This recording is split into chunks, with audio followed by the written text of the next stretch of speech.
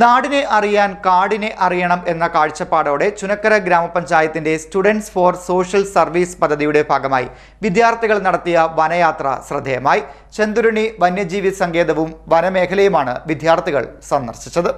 നാടിനെ അറിയാൻ കാടിനെ അറിയണം എന്ന കാഴ്ചപ്പാടോടെ വിദ്യാർത്ഥികൾ നടത്തിയ വനയാത്ര ശ്രദ്ധേയമായി. ചുനക്കര ഗ്രാമപഞ്ചായത്തിന്റെ സ്റ്റുഡൻസ് ഫോർ സോഷ്യൽ സർവീസ് പദ്ധതിയുടെ ഭാഗമായി 51 വിദ്യാർത്ഥികളാണ് ചെന്തുരുണി വന്യജീവി സങ്കേതവും വനമേഖലയും സന്ദർശിച്ചത്.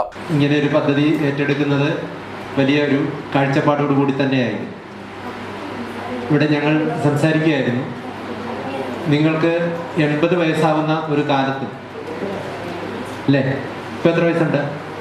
എത്ര വയസ്സുണ്ട് ഇപ്പോൾ? 13. അപ്പോൾ ഏതാണ്ടൊരു 70 വർഷങ്ങൾക്ക് ശേഷം നിങ്ങൾ ജീവിച്ചിരിക്കുമ്പോഴും നിങ്ങളുടെ മനസ്സിലെ ഏറ്റവും പച്ചപ്പാർന്ന കുളിരാർന്ന ഒരു അനുഭവമായിരിക്കും നിങ്ങൾക്ക് ഈ ചുനക്കര ഗ്രാമപഞ്ചായത്തിൻ്റെ സ്റ്റുഡൻസ് ഫോർ സോഷ്യൽ സർവീസ് എന്ന പദ്ധതിയിലൂടെ നിങ്ങൾക്ക് കിട്ടിയ ഈ കഴിഞ്ഞ കുറേ ദിവസങ്ങളിലെ അനുഭവം. ഈ അനുഭവം നിങ്ങൾക്ക് പ്രദാനം ചെയ്യുന്നത് ഇവിടെ സൂചിപ്പിച്ചതുപോലെ നമ്മുടെ ഭൂമിയെ ഏത് നിലയിൽ സംരക്ഷിക്കണം എന്ന അറിവിന് വേണ്ടി കൂടിയാണ്. ഫലപുഷ്ടമായ മണ്ണ് ആണോ? അപ്പൊ ഫലപുഷ്ടമായ മണ്ണുണ്ടെങ്കിൽ വിത്തുകൾ മുളയ്ക്കുമ്പോൾ ചെടികളായി മാറുമ്പോൾ, പൂക്കൾ വിടരുമ്പോൾ, പരാഗണം നടക്കുമ്പോൾ, പഴങ്ങളായി മാറുമ്പോൾ പഴനിന്ന പക്ഷി വരുമോ? പക്ഷികൾ വരുമോ? അണ്ണാൻ വരുമോ? പല പല ജീവികൾ വരുമോ? ജൈവവൈവിധ്യം ഉണ്ടായോ? ഭക്ഷ്യസുരക്ഷ ഉറപ്പ് വരും. ആണോ?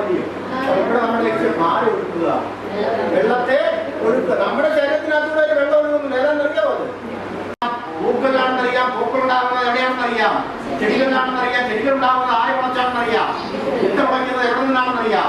ഈ കാടും മലകളും ഒക്കെ ഈ പ്രകൃതിയും സമൂഹവും എല്ലാം കൂടി ചേർന്ന് സൃഷ്ടിച്ചതാണ്. അതുകൊണ്ട് നമുക്ക് ഒരു ഉത്തരവാദിത്തമുണ്ട്, നമുക്ക് തിരിച്ച് ഈ സമൂഹത്തിലേക്ക് ചില കാര്യങ്ങൾ കൊടുക്കണം എന്നുള്ളത്. അപ്പോൾ ആ ഒരു കാഴ്ചപ്പാടോട് കൂടി അതിന് എന്തൊക്കെ ചെയ്യാൻ പറ്റും, അതിന് നിങ്ങൾക്ക് പ്രത്യേകമായ ചില സ്കില്ലുകൾ, ശേഷികൾ ആവശ്യമുണ്ട്. അപ്പോൾ ആ ശേഷികൾ വളർത്തിയെടുക്കുകയും ഒരു സാമൂഹ്യ പ്രതിബദ്ധത സൃഷ്ടിക്കുകയും ചെയ്യുക, അങ്ങനെ ഒരു ഗ്രൂപ്പ് നമ്മുടെ ഗ്രാമപഞ്ചായത്തിൽ ഉണ്ടാകണം.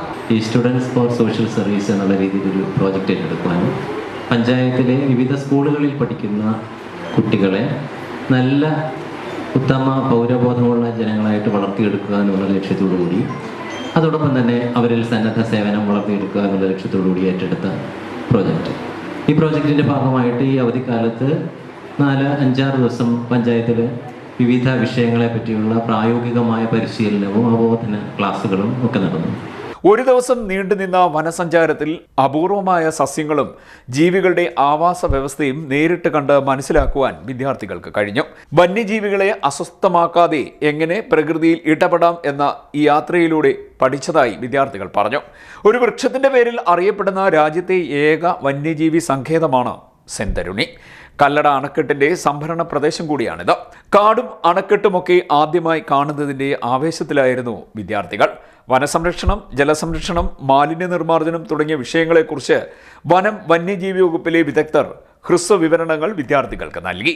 വിദ്യാർത്ഥികൾക്കൊപ്പം ഉദ്യോഗസ്ഥർ മുഴുവൻ സമയം സഞ്ചരിക്കുകയും ചെയ്തു.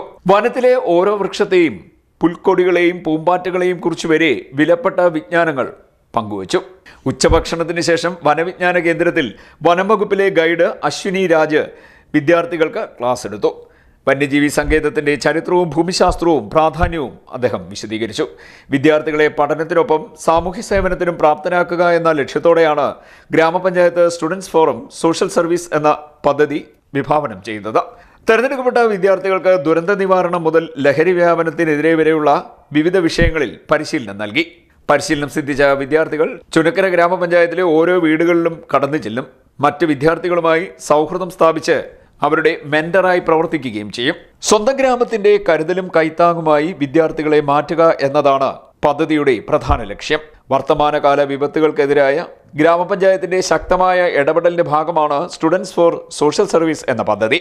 വനയാത്രയ്ക്ക് ഗ്രാമപഞ്ചായത്ത് president advocate KR Anilkumar, vice president Sabeena Rahim, secretary Jayan TV, head clerk Bimalkumar, ഗ്രാമപഞ്ചായത്ത് standing committee chairman VK Radhakrishnan, അംഗങ്ങളായ സവിത, സുധി, സുജ രാജേന്ദ്രകുറുപ്പ്, ഷീബ സുധീർ എന്നിവർ നേതൃത്വം നൽകി.